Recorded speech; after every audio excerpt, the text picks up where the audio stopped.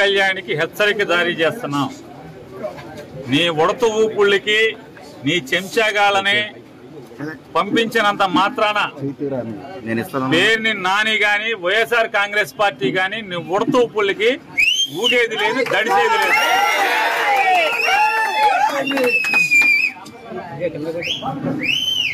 రాజకీయాల్లోకి సినిమా నటుడై 4 డాన్స్లు వేసి నువ్వు వచ్చి నీ ఇష్టానుసారం ఎవరిని పడితే వాళ్ళని నోటుకొచ్చినట్టు మాట్లాడచ్చు. నోరుకి అదుపు లేకుండా ఏది పడితే అది మాట్లాడచ్చు. ఒక సిద్ధాంతం ఉండదు. నిన్నేమో కులం లేదంటావు, నిన్న మతం లేదంటావు, ఇవాళేమో మతాల్ని రెచ్చగొడతావు. హిందువులందరూ బయటికి రండి, అదే చర్చిలోనో మసీదులోనో ఏదైనా జరిగితే వాళ్ళందరూ రోడ్డెక్కరా, వాళ్ళకు చూసి వాళ్ళకున్న ఐకమత్యం కూడా హిందువులకు ఉండదా అని మాట్లాడుతుంటే ఈ రకంగా సమాజంని కులాల పరంగా మతాల పరంగా ఎన్నికల ముందు వరకు కులాల పరంగా రెచ్చగొట్టి ఇవాళ మతాల పరంగా రెచ్చగొట్టేటువంటి దౌర్భాగ్య నీచ రాజకీయాలు చేస్తున్నటువంటి పవన్ కళ్యాణ్ని ఎండగట్టాను. అయ్యా, గతంలో నువ్వేనా బ్యాప్టిజం తీసుకున్నావు? గతంలో నువ్వేనా బ్యాప్టిజం తీసుకున్నా అని చెప్పావు, నువ్వే కదా ఆయన, నువ్వేనా? మరి నువ్వే అయితే ఇవాళ యాషాలేంటి, డ్రామాలేంటి?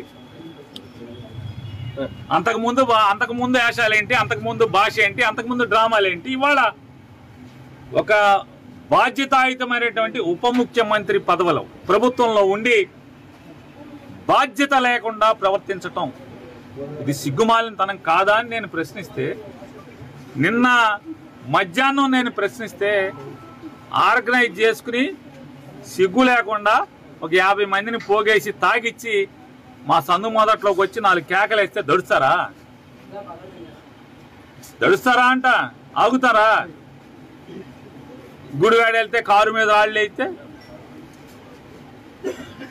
మీ ఇంటికి మా ఇల్లు ఎంత దూరమో మా ఇంటికి మీ ఇల్లు అంతే కూడా దూరం అనేది గుర్తుపెట్టుకో.